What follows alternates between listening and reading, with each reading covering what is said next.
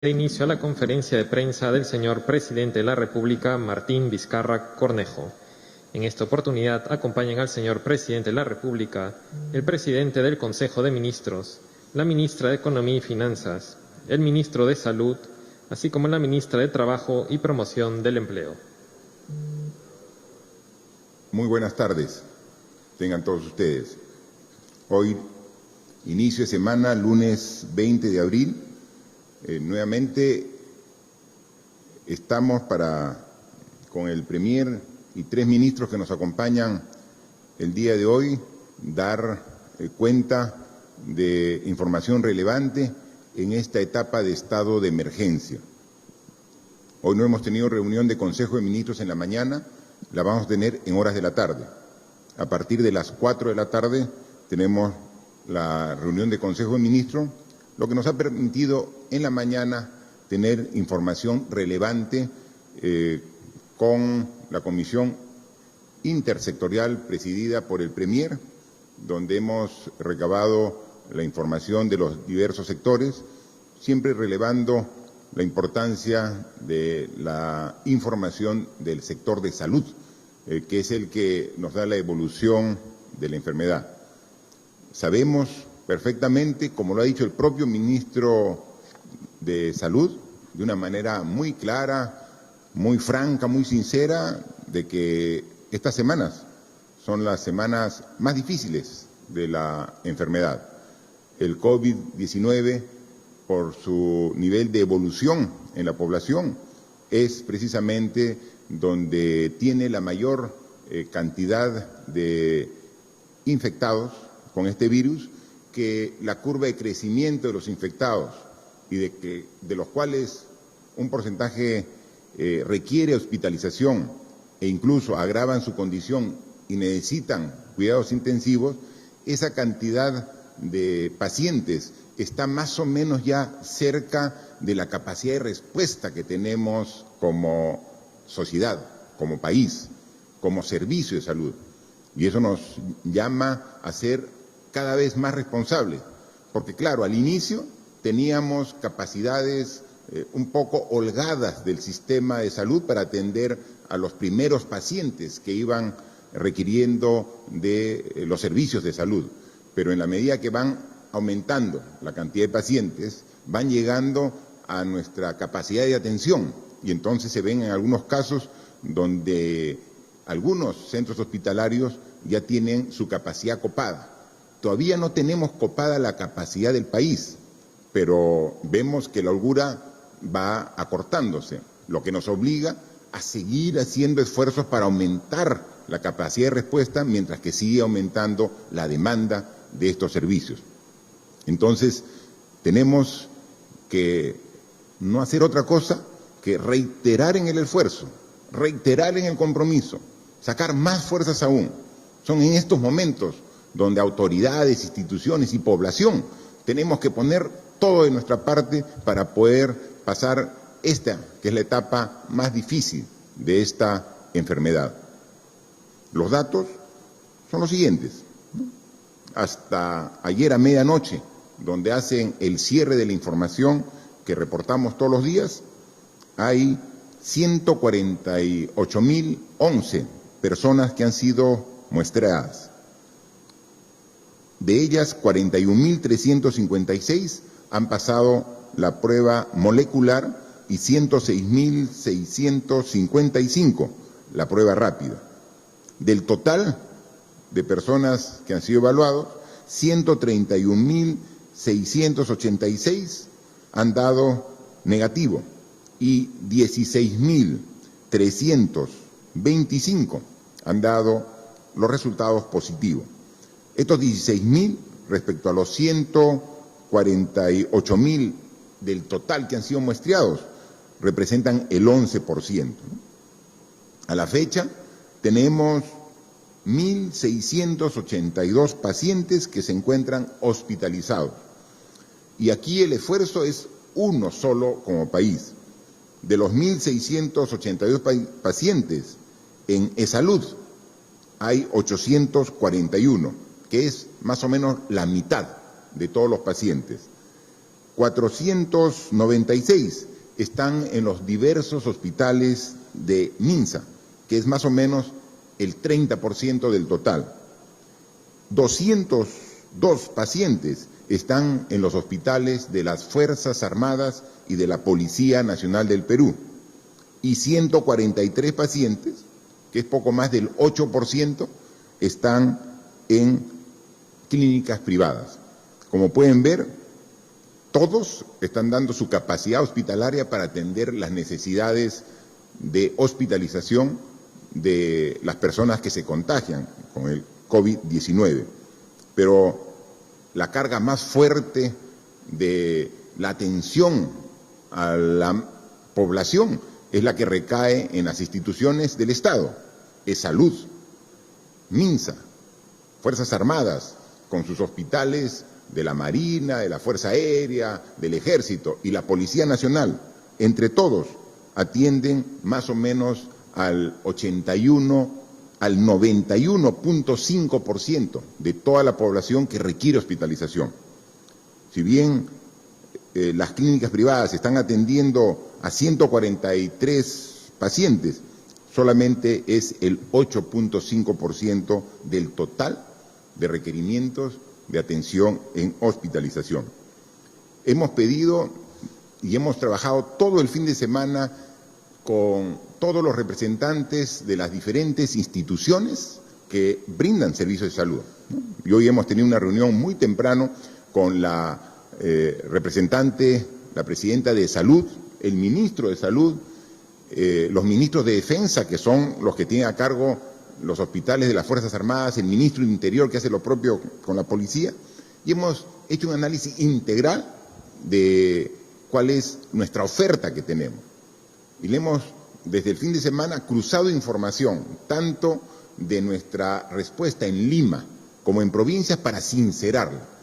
Porque, al igual que muchos de ustedes, ciudadanos, y también algunos medios de comunicación, decían, yo informo de que hay 504 camas para atender los pacientes que se agravan en las unidades de cuidados intensivos del COVID-19. ¿Dónde están? Quiero saber una a una dónde están. ¿Cuántas hay en Lima? ¿Cuántas hay en las regiones del país? ¿Cuántas están usándose a esta hora? ¿Y cuántas son las que a la fecha todavía tenemos disponibles? Para, en función de una información real, que es lo que se quiere en estos momentos difíciles de crisis, poder seguir haciendo más esfuerzos para ir subiendo. Y entonces hoy me presentaba unos cuadros, el Ministerio de Salud con todo su equipo, en una reunión que hemos estado ahora, que se los pongo a consideración de todos ustedes, para que sepan exactamente la información referida a las camas de la unidad de cuidados intensivos para atender específicamente los casos de COVID-19. Acá está el cuadro.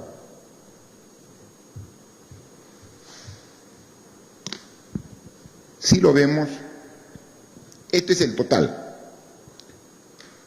de camas que se tienen actualmente en los diferentes establecimientos de salud a nivel nacional.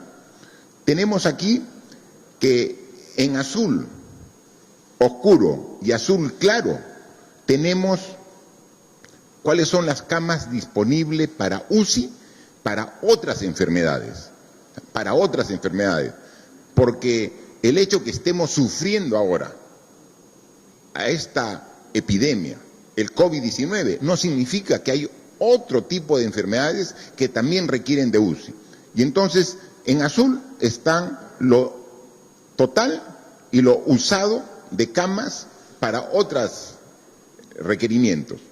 Pero aquí tenemos la información, cuántas camas UCI tenemos actualmente, o sea, confirmadas para el COVID-19.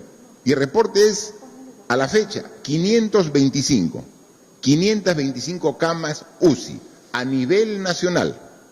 Y de estas, ¿cuántas camas están ahora, en este momento, con la información recabada, usadas, que están ocupadas? 385.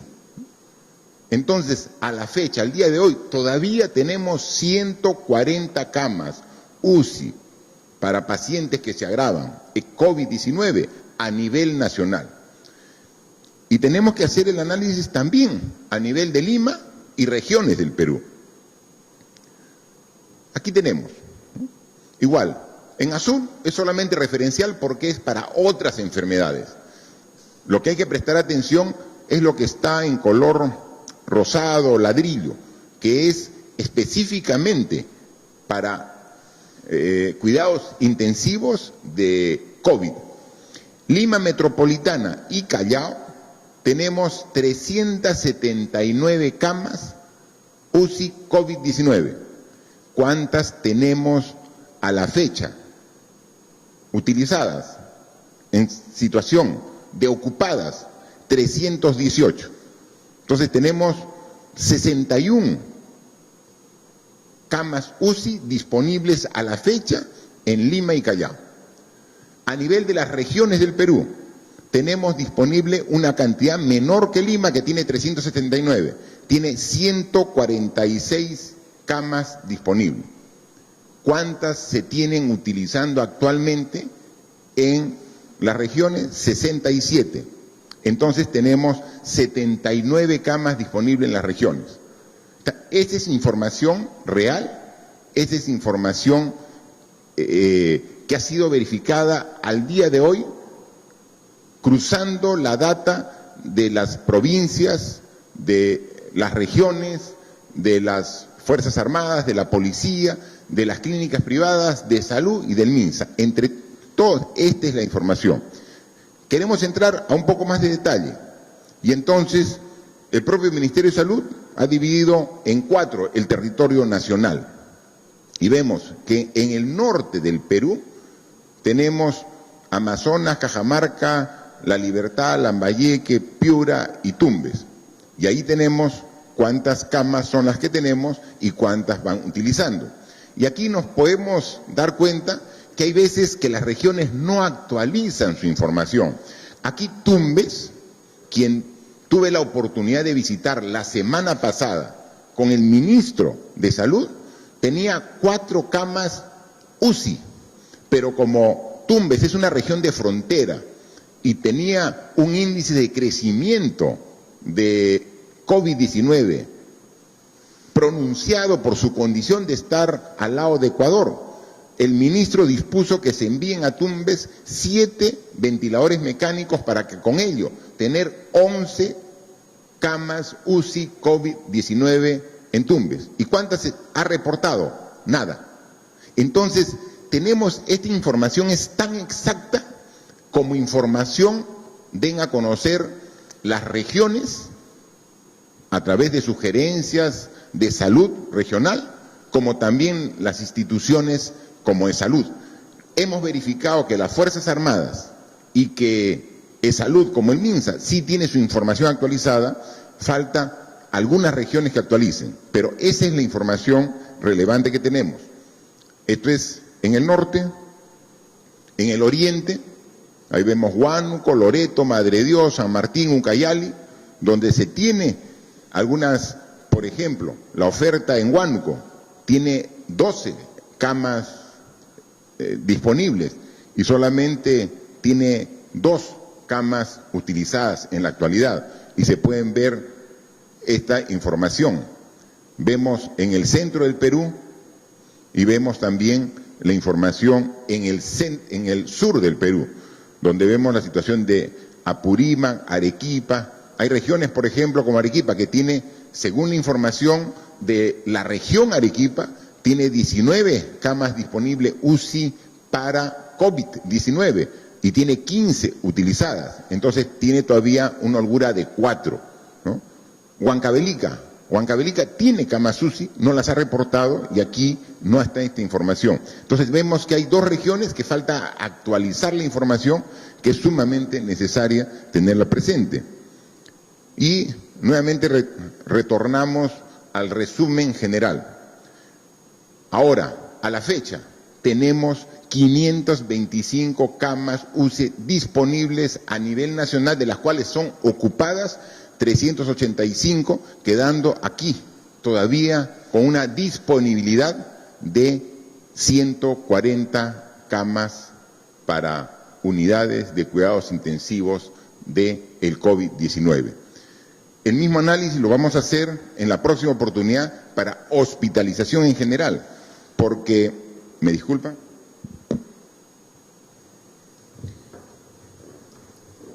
Porque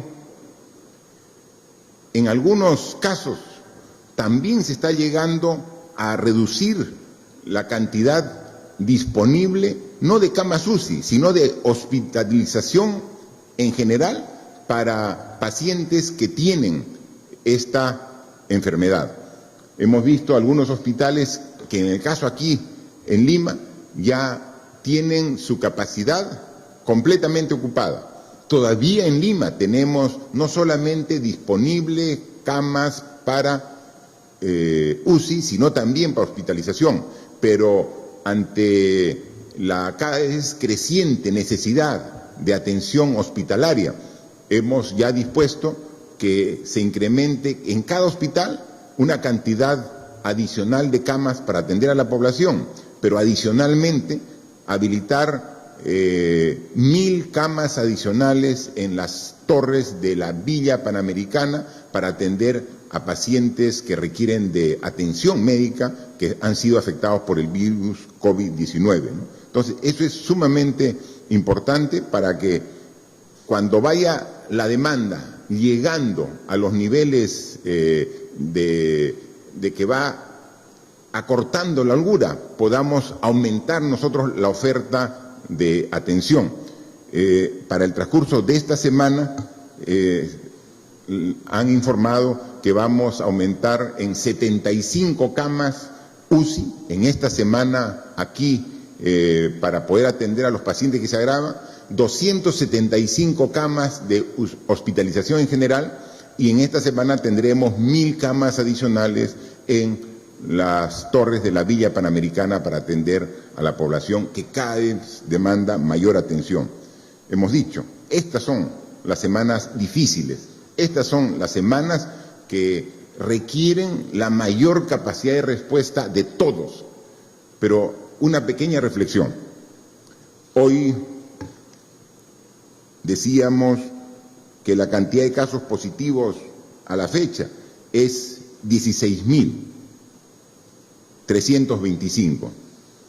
¿Cuántos eran hace 20 días? Una cantidad muchísimo menor. Ya hace 20 días ya estábamos en estado de emergencia. Estábamos en estado de emergencia. En consecuencia, la mayoría de esta gente se ha contagiado en pleno estado de emergencia. ¿Y por qué? Seguramente hay personal de salud, de las Fuerzas Armadas, de la policía, que en su labor de control y su trabajo propio, estar en primera línea, tuvo este contagio.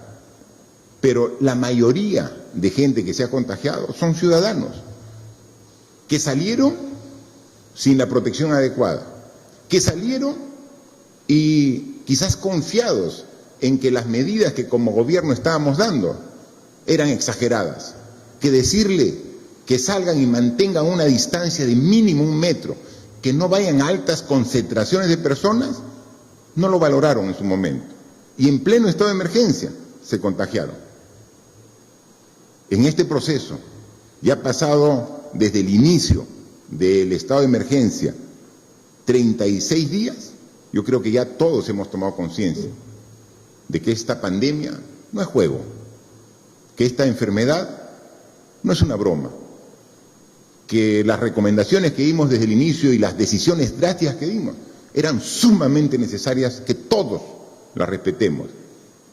Y que ahora, cuando vemos que la necesidad cada vez que aumenta está cerca a la capacidad de respuesta, ahora recién tomamos conciencia de que la vida es lo más importante que tenemos los seres humanos, la salud, para preservarla en buenas condiciones. Estoy seguro que cada vez más, ahora sí estamos respetando las indicaciones, porque vemos cómo afecta a la sociedad cuando de manera irresponsable en su momento no se cumplió escrupulosamente las recomendaciones que se daban en todo momento. Hay que también comunicar adicionalmente que uno de los principales problemas que hemos visto en los últimos días es una cantidad importante de personas que quieren trasladarse a su ciudad de origen. Estamos haciendo las coordinaciones para que a través de los gobiernos regionales de manera gradual podamos facilitar este traslado a estas regiones. Pero por favor, ayúdennos para que se cumplan los requisitos y condiciones que hemos establecido para que este traslado, que es humanitario para las personas que requieren retornar a su región, a su ciudad de origen, sea sin riesgos para la salud. Un primer grupo que fueron trasladados a Huancavelica. En el camino, en los ómnibus, antes de llegar a Huancavelica, para cumplir con un aislamiento y poder asegurar de que en caso tuvieran el virus no contagien, algunos se bajaban del ómnibus y algunos incluso llegando a Huancavelica, estando en un lugar donde el propio gobierno regional les da todas las comodidades y seguridad para que puedan estar allá y evitar un riesgo de contagio a sus mismos paisanos, a los mismos huancavelicanos que han estado cumpliendo rigurosamente su cuarentena. Se salían irresponsablemente sin cumplir con las indicaciones. Ese tipo de actitudes negligentes son las que precisamente afectan los resultados que todos queremos. Pero seguimos esforzándonos y seguimos con la confianza de que con el apoyo de la mayoría de la población vamos a pasar estas semanas difíciles para ver que gradualmente, llegando al pico de esta curva, podamos ya ver en días posteriores comenzar gradual y progresivamente a ver un descenso. Vamos a continuar, pero pedimos una coordinación estrecha con los gobiernos regionales. Incluso los gobiernos regionales, ellos, muy responsables, dicen: yo voy a acoger a los ciudadanos que quieran regresar a mi región y quiero tenerlos en un sitio separado. Puede ser un hotel, puede ser un establecimiento de alguna institución del Estado, y ahí hay que llevarles incluso sus alimentos para que puedan permanecer.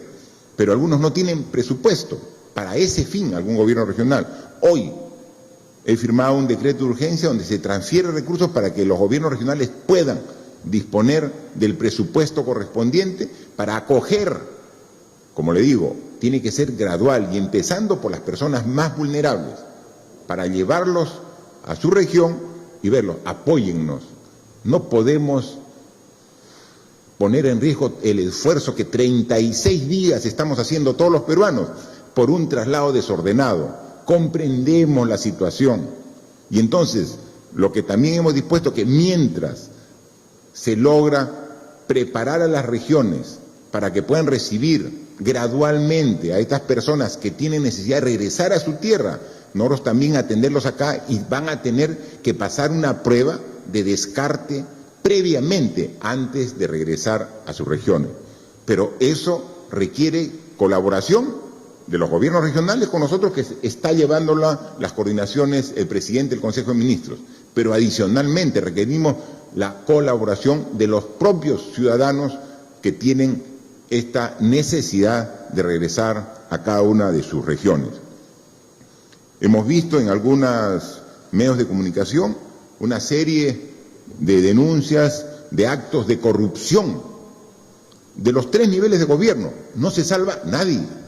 Los gobiernos municipales, los alcaldes, hay muchos que están sujetos de investigación en cómo están gastando ese presupuesto. Algunos gobiernos regionales, y también alcanzan investigaciones de casos de corrupción a ministerios que están directamente dependientes del Poder Ejecutivo. No interesa dónde está la corrupción, tiene que merecer un castigo ejemplar. Como le dije, la Contraloría General de la República ya cuenta con 30 millones de soles que ha transferido el Ministerio de Economía y Finanzas para que pueda hacer esa evaluación de manera simultánea. Y estaremos atentos para que, en caso se verifique, después de una investigación, que ha habido corrupción, caer con todo el peso de la ley. La corrupción siempre es mala, siempre. Nunca tiene justificación. Pero en una época de crisis, de emergencia nacional como estamos viendo, menos aún. Así que la Contraloría y las propias autoridades vigilantes para que estos actos que ya se están saliendo algunos a la luz se verifiquen y que se reciba la sanción ejemplar que merecen esos malos peruanos que, aprovechándose de una emergencia, quieren sacar provecho propio personal de manera ilegal. Eso no lo vamos a permitir y vamos a dar el máximo esfuerzo para sancionar a los responsables. Hemos visto que algunos casos emblemáticos nos dan siempre la fuerza para seguir trabajando en este gran esfuerzo que estamos inmersos todos los peruanos. Recuerdo que una de las primeras personas afectadas por el virus fue un sacerdote, el sacerdote Luis Núñez del Prado, y era un contagio externo. Él tuvo una reunión con sacerdotes aquí en el Perú, pero que habían venido algunos sacerdotes para participar en esta reunión de Europa. Obviamente, alguno de esos sacerdotes, seguramente de manera involuntaria, trajo el virus, retornó a su país y dio positivo. Por las características propias de su salud, agravó su caso y estuvo en cuidados intensivos muy delicado. Y ahora, pasado un poquito más de un mes, nos comunican que superó la enfermedad, que ha salido ya de cuidados intensivos y le han hecho una segunda prueba, habiendo dado negativo, ¿no?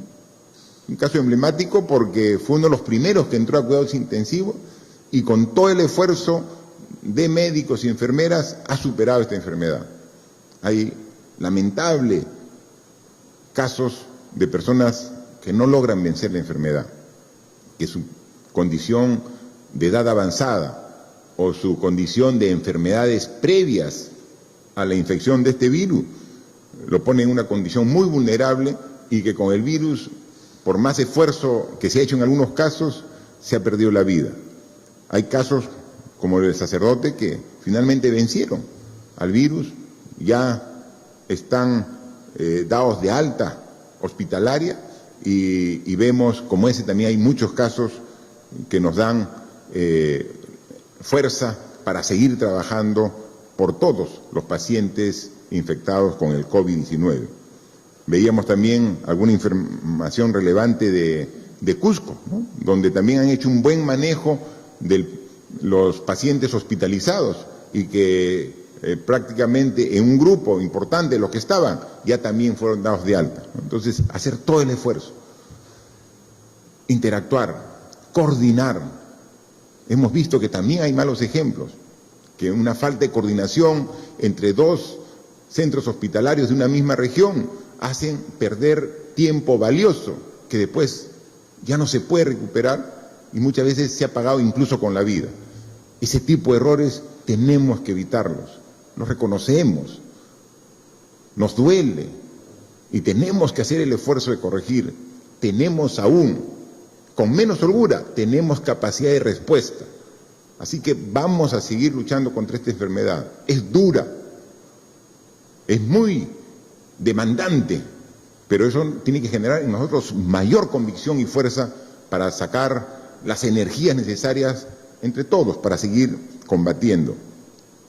Con el inicio del año escolar que dimos de manera remota, ahora en la primera semana del mes de abril, nos permitió también legalmente, a pesar de que no hay presencia física de alumnos en las aulas, nos permitió poder liberar el uso de los alimentos de Caliwarma para los alumnos que, estando lejos del aula, requieren esa alimentación de apoyo en sus hogares. Hoy el Ministerio de Desarrollo e Inclusión Social, desde hoy, inicia la distribución de 17.000 toneladas de alimentos envasados para Caliwarma, que van a favorecer, van a beneficiar a las familias de esos estudiantes en el servicio escolar, ¿no? Los alimentos estaban almacenados en 58.941 instituciones educativas, porque ya había preparado y habían mandado los alimentos para el inicio del año escolar. Luego se suspendió el inicio del año escolar por la pandemia y se teníamos los alimentos. Ante la emergencia y la crisis que estamos viviendo, no podemos tener alimentos guardados, almacenados. Estos más de 17.000 toneladas que estaban almacenados en 58.900 instituciones educativas, a partir del día de hoy se comienza a hacer la distribución para atender las necesidades de esos alumnos que están organizándose para que pueda llegar directamente a su familia. La distribución se hará a los padres de familia o apoderados a través de los comités de alimentación escolar. Con esta medida se beneficiará a 3 millones de estudiantes de las escuelas públicas de todo el Perú. Para ellos, obviamente hay una excepción en estas restricciones de movilidad, pero para llevar los alimentos, ya se ha coordinado con la Policía Nacional para que permite el traslado de esos alimentos para que puedan ser usados por los familiares de estos más de 3 millones de alumnos. Ya el día de ayer se publicó el decreto legislativo hablando de educación que va a permitir adquirir más de 840.000 tablets para los alumnos del sector rural del país y del sector urbano, pero en condiciones de vulnerabilidad que están reconocidos en el quintil 1 y 2. Vamos a hacer el esfuerzo de hacer los procedimientos administrativos para tener tan pronto como se pueda esta ayuda para que podamos hacer una educación con menor brecha entre la zona urbana y la zona rural. Vamos a continuar en ello. Hemos recibido múltiples consultas sobre si estos beneficios es para el sector público, para la educación pública, para la educación privada. Obviamente es para la educación pública, ¿no? Y la educación privada, sabiendo ya que tiene que cambiar sus características de educación en lo que queda del año, tiene que hacer un nuevo planteamiento. Y no solamente tiene que ser un nuevo planteamiento desde el punto de vista de la currícula, del sílabus, es decir, de lo que se va a priorizar en la enseñanza en este año en función de las directivas que dé el Ministerio de Educación, sino obviamente tiene que hacer un ajuste en las pensiones, porque ya no es una participación presencial.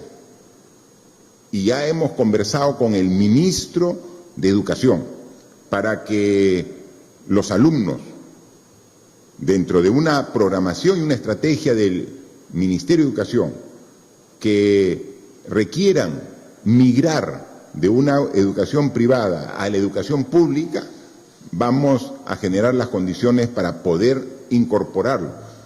El proceso de matrículas ya concluyó, porque la matrícula es en el mes de enero o febrero, antes del inicio de las clases, pero obviamente en una condición especial, inédita. Está el Ministerio de Educación evaluando la posibilidad de nuevamente aperturar matrículas para poder recibir, aparte de esos alumnos que tenían una educación privada y que ahora quieren migrar hacia la educación pública. Tenemos que dar todas las facilidades. Salud y educación son las bases, son los cimientos que requiere una sociedad para progreso y desarrollo. Y son precisamente esos dos sectores los que estaban siendo duramente afectados por esta pandemia del coronavirus, y tenemos que dar alternativas de solución para cada uno de estos problemas. Quisiera dejar para que ahora los medios de comunicación que han acreditado sus preguntas a través de este sorteo en toda la prensa acreditada en despacho de Presidencia de la República y que luego que salen favorecidos. Las preguntas son las que determinan los medios de comunicación. Ellos son los que determinan, y nosotros aquí con el Premier y con los ministros que nos acompañan, aquí atentos a sus preguntas para, con total franqueza y sinceridad, absorberlas para que llegue esta información a toda la población. Muchas gracias, señor presidente. Iniciamos la ronda de preguntas virtuales, siendo la primera de Radio Victoria de Arequipa. La pregunta es: ¿cómo va a ser el Estado para solucionar la entrega del bono rural y el funcionamiento de las clases virtuales con su tablet si las comunidades rurales de las zonas altoandinas no tienen Internet? Por ejemplo, distritos como Cayoma, Tisco, Tapay, Choco, Llanca, entre otros. Bueno, justo hablando del tema de rural, la pregunta de Radio Victoria de Arequipa precisamente va en ese enfoque. Sobre el tema de la educación, hemos dicho que la tablet va a contener el dispositivo de Internet en la misma. Es decir, si está en un centro poblado, está en un distrito que por su ubicación y su lejanía no tiene, el pueblo o la ciudad no tiene servicio Internet, la tablet sí lo va a tener. Es decir, no se tiene que conectar al sistema Internet local, porque la tablet va a venir con el dispositivo que va a estar conectado al Internet. O sea, y entonces lo que sí necesita es energía eléctrica, ¿no? Entonces tenemos un porcentaje muy elevado de la población que tiene energía eléctrica en el país, pero sí, un porcentaje, aunque sea pequeño, de la población no tiene energía eléctrica. En esos casos, la tablet, además de tener el dispositivo de Internet, va a tener un cargador de la tablet que es fotovoltaico. ¿Esto qué significa? Que se carga con la energía solar. En consecuencia, estamos preveyendo todos los inconvenientes que pueda tener el alumno para que pueda realmente tener una educación que realmente se merece. Es lo que decíamos, de las crisis hay que ver oportunidades. Esto que era una necesidad, no de ahora, de hace tiempo, quizás se postergaba este tipo de decisión. Ante esta crisis ya se hace impostergable y por eso es que se ha tomado la decisión y se ha emitido el decreto legislativo correspondiente. Pero adicionalmente, del decreto legislativo que ve el tema de la educación rural, hemos también ayer domingo publicado el decreto de urgencia del bono rural, que incluye un bono de 760 soles a más de 1.098.000 hogares rurales que están en el Padrón General de Hogares. La ministra de Desarrollo e Inclusión Social ha dicho que en esta semana va a hacer todo el trabajo administrativo, financiero, porque el presupuesto ya lo tiene el Ministerio de Desarrollo e Inclusión Social, y a partir de la próxima semana comenzará a distribuir. Si hay familias, hogares, que tienen cerca un cajero, un Banco de la Nación, el dinero llegará a través del Banco de la Nación, a través de un agente del Banco de la Nación. Si están en un sitio alejado, por zonas geográficas, va a ir con una movilidad de transporte de valores y llegará incluso en algunos sitios más alejados con el dinero en efectivo, obviamente con toda la seguridad del caso. El sector rural está disperso y va a generar un mayor esfuerzo del Ministerio de Desarrollo e Inclusión Social, pero lo tienen perfectamente merecido ese esfuerzo para llegar con este bono al 1.098.000 hogares rurales que están establecidos con este decreto de urgencia. La siguiente pregunta es de revista Semana Económica. La pregunta dice: las microfinancieras han advertido a Semana Económica que sus clientes no cumplen con los requisitos para Reactiva Perú y que las tasas son muy bajas para compensar gastos. Dado que las microfinancieras no podrían competir por tasa con los bancos en las subastas, ¿considerarían diferenciar las subastas por tipo de monto y por tipo de entidad financiera? ¿Qué otras medidas evalúan para la etapa de reactivación? Por favor, ministra de Economía y Finanzas. Gracias, presidente. Somos absolutamente conscientes que las entidades microfinancieras enfrentan unos costos operativos más altos. Por eso, desde el diseño de Reactiva se han tomado dos decisiones importantes. La primera es, para incentivar el préstamo a este grupo de MIPES, se ha elevado la garantía al 98%. Adicionalmente, directamente relacionado con la pregunta, las subastas se van a hacer por rangos de garantía, es decir, va a haber una subasta específica para el caso de los créditos con 98% de garantía. Es importante mencionar que a pesar de estos esfuerzos, nosotros vamos a seguir evaluando, monitoreando todos los días el programa para poder hacer los ajustes que correspondan, pero también siendo conscientes que hay un gran reto de financiamiento a las MIPES. Esta semana también se está elevando al Consejo de Ministros unas mejoras al diseño del Fondo de Apoyo Empresarial. Solo para recordar que el día de hoy el FAE ya ha atendido a 22.000 MIPES por un monto de 188 millones y hay una demanda de 71.000 MIPES adicionales por un monto de 813 millones de soles. Muchas gracias. Muchas gracias, ministra, por favor.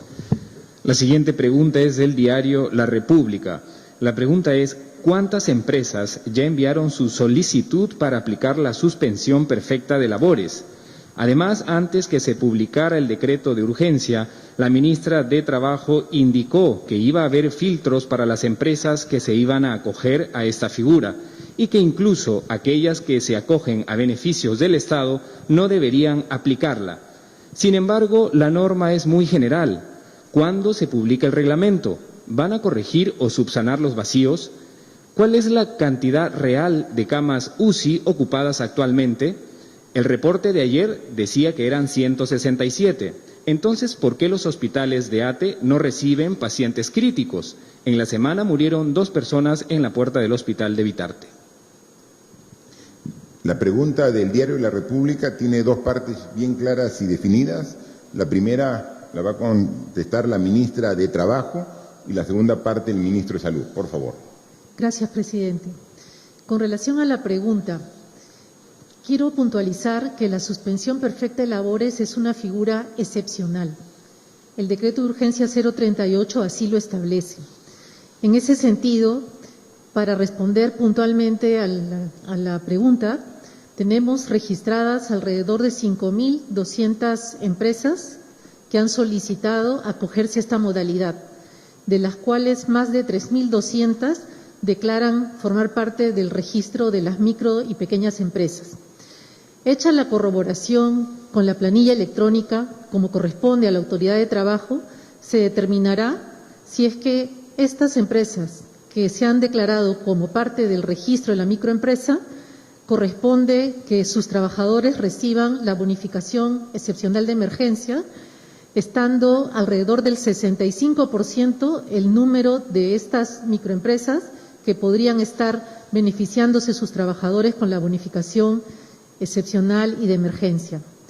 De otra parte, con relación a las disposiciones del decreto de urgencia, efectivamente, en las declaraciones que en algún momento y algunos medios de comunicación se han vertido, se ha señalado con mucha claridad que el esfuerzo que está haciendo el Estado para que las empresas preserven los empleos tiene que tener su correlato en una decisión de mantenerlos.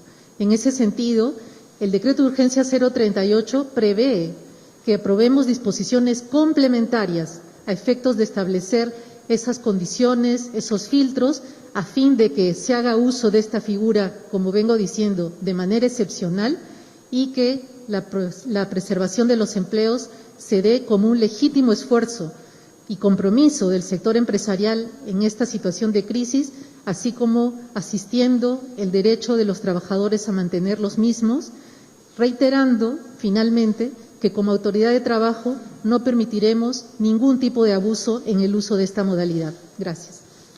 Gracias, ministra. Por favor, el ministro de Salud. Gracias, señor presidente. Muy buenas tardes. La calidad del dato en relación con las unidades de cuidados intensivos, las camas de hospitalización, el número de casos, etcétera, dependen básicamente de decenas y a veces centenas de unidades de reporte que están distribuidas en todo el país. El dato agregado final depende de la calidad y el cumplimiento de los reportes de cada uno de esos puntos. Como bien se ha referido en las tablas que hemos señalado, hay, por ejemplo, zonas en las cuales no hay información. Eso no significa que no exista el servicio. Lo que nos dice es que simplemente eso no ha sido reportado. Un segundo aspecto que quiero referir es que durante este mes que me ha tocado dirigir la cartera, hemos hecho un esfuerzo importante por mejorar la calidad de ese dato. Primero, porque los datos estaban parcelados en tantas parcelas como tiene dividido el sistema de salud peruano. Un dato del Ministerio, otro dato del E-Salud, otro dato de las Fuerzas Armadas y Policiales y múltiples datos del sector privado. Durante este mes hemos logrado finalmente, gracias a un instrumento desarrollado por Su Salud, en tener un dato de todo el sistema de salud peruano. Hemos pasado por una segunda fase. Ese dato era inestable y continúa siéndolo cada vez menos inestable, pero inestable al fin.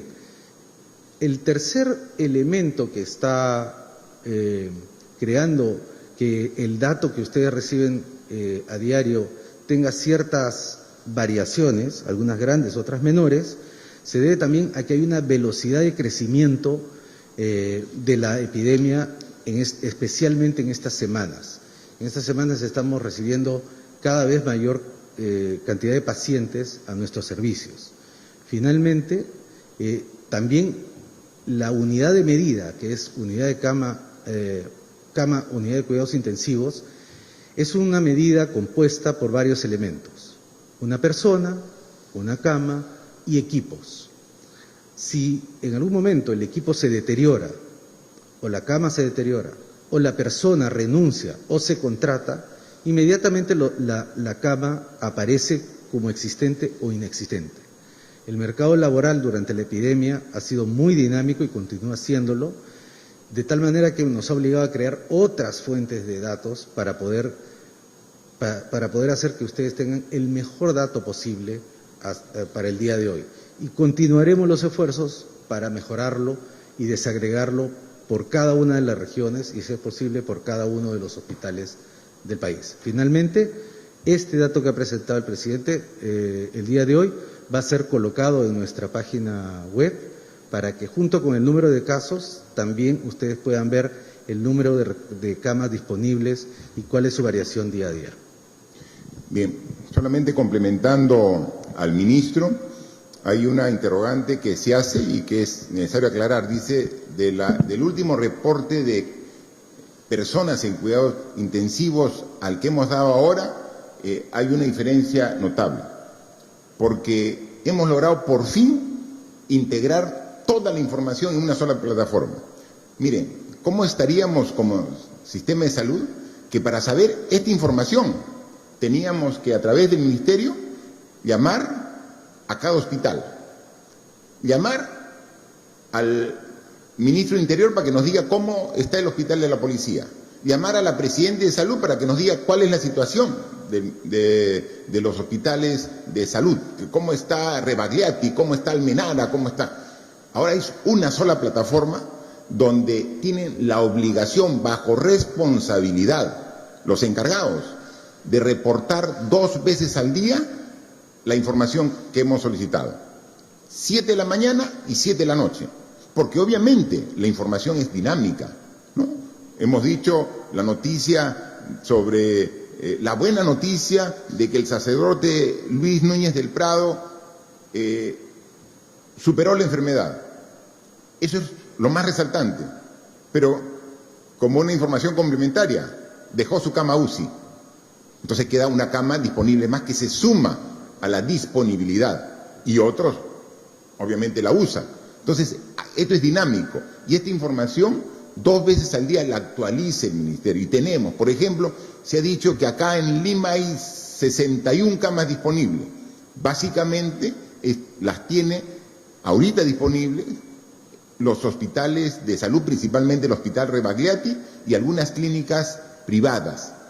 Hoy estamos discutiendo en Consejo de Viceministros para más tarde tener en reunión de Consejo de Ministros una decisión para el intercambio prestacional, porque nosotros requerimos, en casos como el que estamos, que las camas UCI ya no es de tal establecimiento de salud, es del sistema para entregar a quien la necesita, al paciente que realmente la requiera. O sea, tenemos que dar, porque muchas veces un paciente va a un hospital y ese hospital no tiene disponibilidad, pero en la misma ciudad hay otro hospital que sí tiene.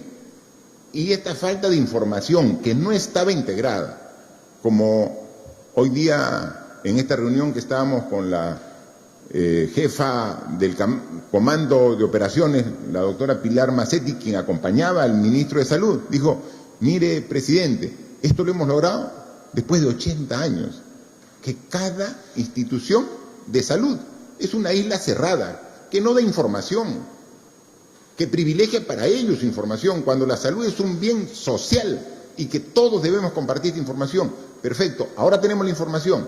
Hay algunos todavía temitas puntuales para terminar de ajustar, como algunas regiones que no han actualizado. Ahora que han visto que va a salir a nivel nacional el informe de cada una de sus regiones, estoy seguro que inmediatamente van a actualizarla, porque también van a tener la crítica propia de sus ciudadanos diciendo: oye, ¿qué pasó?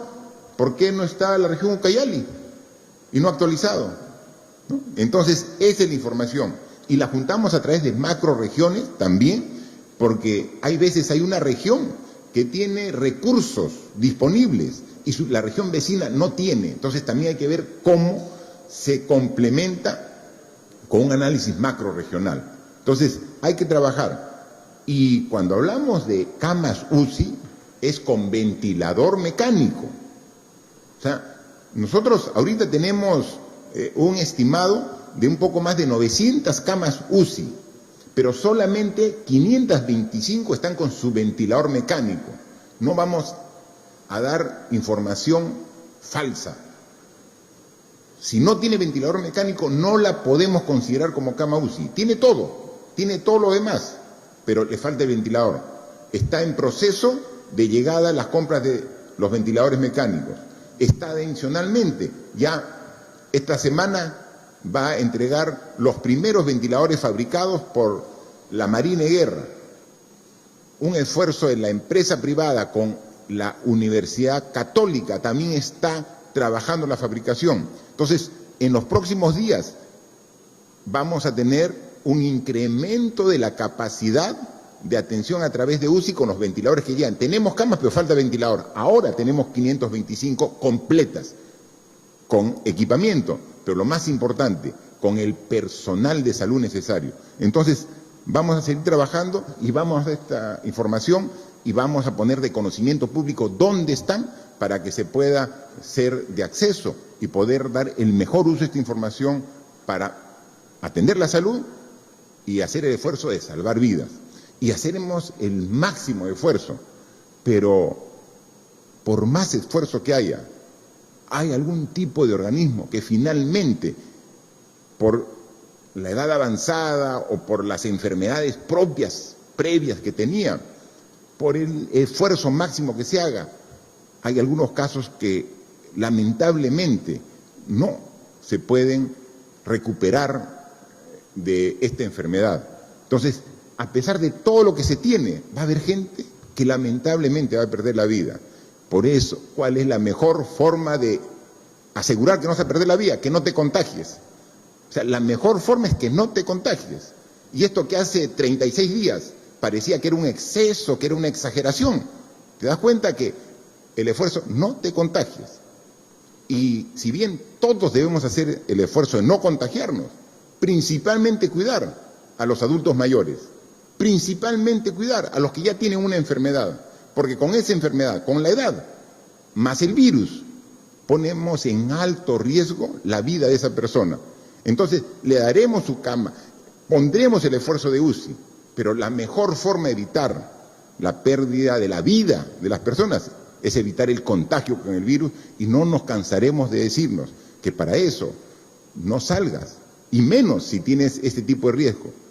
Y si tienes que salir, protégete con tu mascarilla, mantén la distancia y lávate permanentemente las manos con agua por jabón, porque sin querer agarraste una superficie donde puede estar el virus. Inmediatamente agua y jabón, mascarilla y distancia.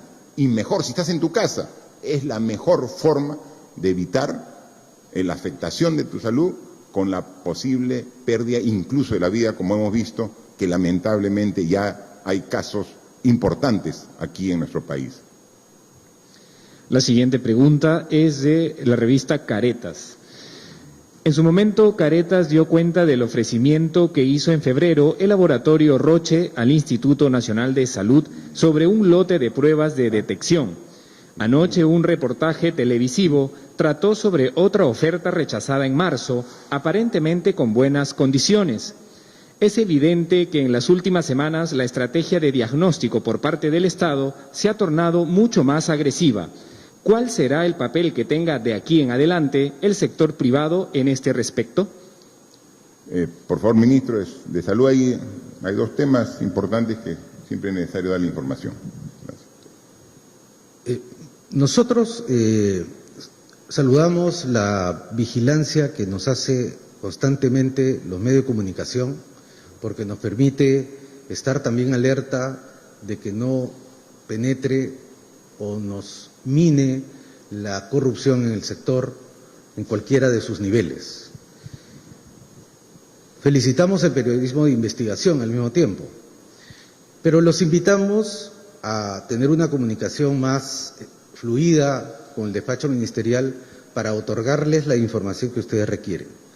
En el reportaje del día de ayer se hablaba de una empresa que ofertó efectivamente a menor precio uno de los productos que nosotros necesitamos para combatir la epidemia. Lamentablemente, la oferta no cumplía las especificaciones técnicas que nosotros requeríamos para implementarla. Por lo tanto, esa oferta fue rechazada. Los detalles, por supuesto, se los podemos ofrecer una vez que lo requieran y podrán observar las razones por las cuales esta empresa no fue seleccionada.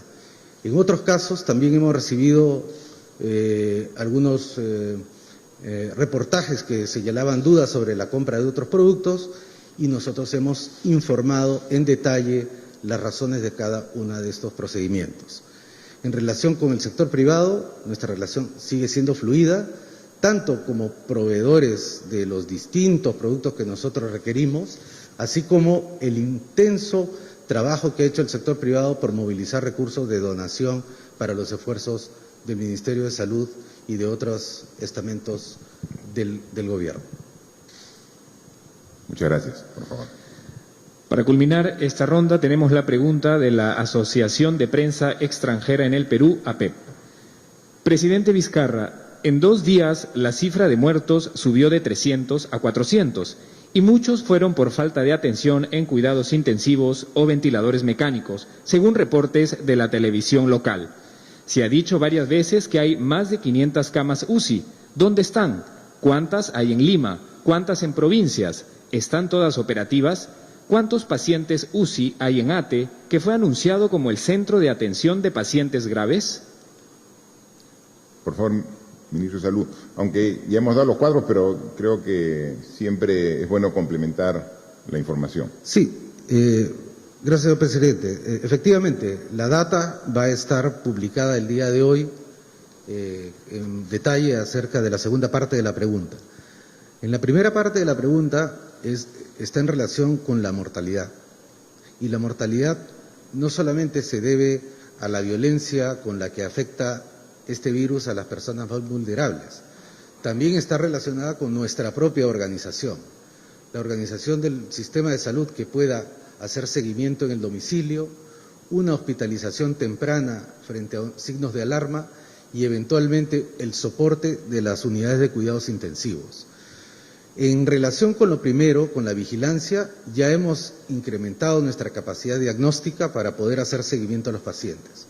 En relación con la hospitalización temprana, nosotros hemos tomado la decisión de usar, entre comillas usar, pero movilizar a los colegas que en su momento salieron de los hospitales por su condición de riesgo, mayores de 60 años o con alguna enfermedad, para que ellos sean los encargados de hacer el seguimiento de los pacientes vía telefónica y hacer el diagnóstico de los signos de alarma temprana, para garantizarles una hospitalización. Y en el caso de la hospitalización, nosotros hemos modificado ya hasta en 3 oportunidades nuestro protocolo de atención para incorporar todos los avances tecnológicos, todos los avances de nuevas drogas que en otras realidades se están implementando y tienen mayor conocimiento acerca de su uso. No escatimaremos ningún esfuerzo para que nuestros compatriotas reciban la mejor atención posible. En algunos casos no lo logramos, en otros casos la desorganización, la relación entre los diferentes actores del sistema es un proceso que se está implementando y nos estamos conociendo en cómo trabajar juntos, y en algunos casos lamentablemente ha sido el maltrato o la indolencia. A todos aquellos y aquellas que han perdido algún familiar y que hayan sentido que el sistema no les ha dado todo lo que deberían darle, incluso el buen trato, yo abiertamente y en público les pido 1000 disculpas. Gracias, ministro. Efectivamente, si hacemos este gran esfuerzo como país, es para cuidar lo más sagrado que tiene el ser humano, la vida y su salud. Y vamos a continuar en este esfuerzo, a pesar que desde el inicio sabíamos que esto no era una tarea fácil, que iba a ser una tarea muy compleja, que esto no era, en términos deportivos, una carrera de 100 metros planos, era una maratón, era una carrera de resistencia, que en la medida que mostremos el temple, todos los peruanos, día a día, renovando nuestro esfuerzo, nuestro compromiso, nuestra entrega al país, vamos a salir adelante. Errores los tenemos, los hemos tenido y seguramente vamos a tenerlos más adelante. Pero falta de voluntad, de compromiso, de ninguna manera.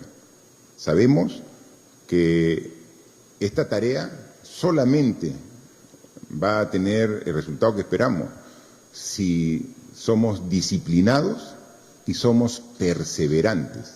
Perseverantes. Es todos los días.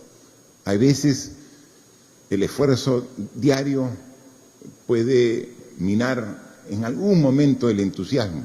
Eso inmediatamente tenemos que renovar el compromiso, la fe, la entrega, el trabajo.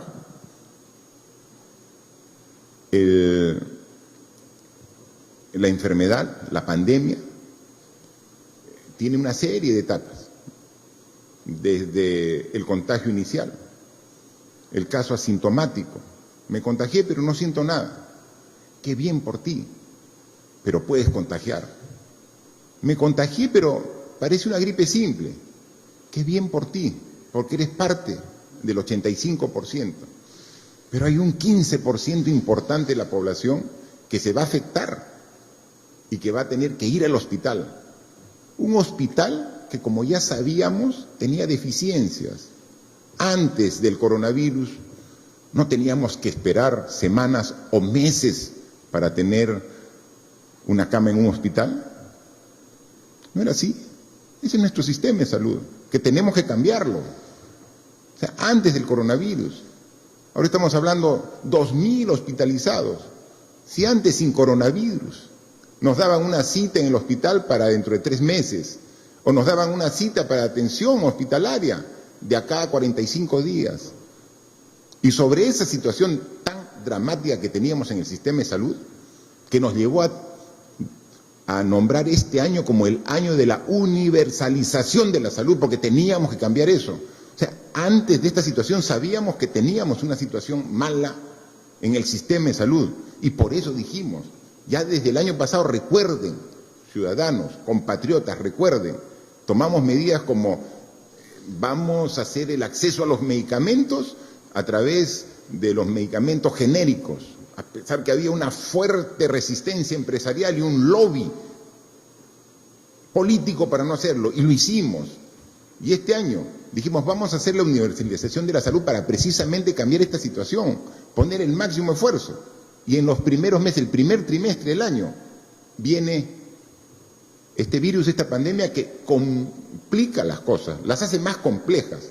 ¿Pero qué? ¿Nos vamos a dar la espalda y nos vamos? No, tenemos que enfrentarla, y aquí estamos dando la cara todos los días, sin excluir sábados, domingos, feriados, mañana, tarde y noche juntos, todos trabajando. Y hemos podido atender a cuántos pacientes estamos salvando la vida. Lamentablemente, a pesar del esfuerzo, o también por negligencia e ineficiencia, en algunos casos no se puede lograr el objetivo. Pero por ese caso que no hemos logrado el objetivo, hay cientos y miles de casos que sí estamos atendiendo. Es fácil poner 1, 5, 10, 20 malos ejemplos que existe y tenemos que cambiarlo, pero por cada ese mal ejemplo hay cientos de buenos ejemplos, de médicos entregados, de enfermeras comprometidas, de personal de servicio de salud entregado a su trabajo, que está cumpliendo su labor. Entonces, sí, pues, hay noticias que de alguna manera afectan el entusiasmo, el compromiso, pero por cada una de ellas, hay cientos de buenas noticias de que estamos trabajando los peruanos para combatir adecuadamente esta enfermedad tan compleja. Y las cifras están ahí. Esta enfermedad tiene una letalidad medida no aquí, en el mundo, así como yo reporto todos los días, o cuando no salgo se reporta el avance de muestras, de positivos, de hospitalizados, de cuidados intensivos y de, lamentablemente, los muertos que se tuvieron cada día. Esa información nosotros la damos e inmediatamente las coge la Organización Mundial de la Salud y la cuelga a nivel mundial. Pero lo mismo que hace con nosotros, hace con los países vecinos, hace con los países desarrollados, hace en Europa, con Asia, y tiene un gran promedio. Y sí, pues, mucha gente está muriendo, decenas de miles. Ya pasaron largamente los 100.000 muertos a nivel mundial, ya pasaron largamente los más de 2.400.000 contagiados a nivel mundial, ya pasaron, ¿no? Y cuando vemos la relación entre contagiados y las personas que mueren, más o menos, ¿cuál es el porcentaje? A nivel mundial está por el orden del 6%, a nivel mundial. Y hay países desarrollados con muy buen sistema de salud previo, que tienen más del 10% de los contagiados fallecen, más del 10%. Es decir, de cada 10 fallece 1. El porcentaje de letalidad, con todas las deficiencias que tiene nuestro sistema de salud, que lo reconocemos, lo aceptamos, está menos del 3%. Y queremos seguirlo bajando, y vamos a hacer todo el esfuerzo. Pero ese es el porcentaje, con las deficiencias, porque ahí quiero agradecer la entrega, el sacrificio del personal de salud, que a pesar que tiene dificultades y a veces reclama, y cuando reclama, nosotros respaldamos el reclamo, porque a veces reclama porque no le llega de manera oportuna los implementos de seguridad, que se adquieren, pero como hay demanda mundial, demoran en la entrega. Y ese reclamo es completamente lógico. Pero así todo, siguen trabajando y entregando su esfuerzo por convicción en beneficio del Perú, ¿no? Entonces, eso es lo que estamos. Entonces, sí, muy bien que se destaquen en algún momento las cosas negativas, que nosotros no las desmentimos, las aceptamos, que hay muchas cosas por mejorar, Y nuestro compromiso día a día es qué hacer para mejorarlas. Pero también hay muchas cosas positivas que están saliendo de esta enfermedad y que nos están haciendo unir a los peruanos y generar una convicción que debemos cambiar. Y lo vamos a hacer. Es el compromiso. Por lo duro que parezca esta enfermedad, por lo complejo, por el enorme daño que nos está haciendo, va a pasar. Va a pasar. Va a pasar más rápido entre más disciplinados, responsables y perseverantes seamos. Pero va a pasar. Pero cuando pase, los compromisos que estamos asumiendo aquí con el país, de darle la prioridad que corresponde a la salud, lo vamos a tener muy presente. E inmediatamente podamos vencer esta situación, tenemos que tomar decisiones para que a futuro, con hechos concretos, el gobierno pueda priorizar salud y educación como las bases del desarrollo de una sociedad. Así que son momentos duros, son momentos difíciles, pero seguimos con la misma convicción del inicio de esta enfermedad, de seguir enfrentándola con todas las armas que tenemos al alcance y con toda la voluntad y fuerza de nosotros y estoy seguro de todos ustedes. Muchas gracias. El compromiso mostrado entonces por el presidente de la República, quien ha asegurado que en los próximos días se contará con más camas UCI y también la distribución de alimentos de Jaliguarma para más de 3 millones de estudiantes. Continuemos con la programación habitual de TV Perú.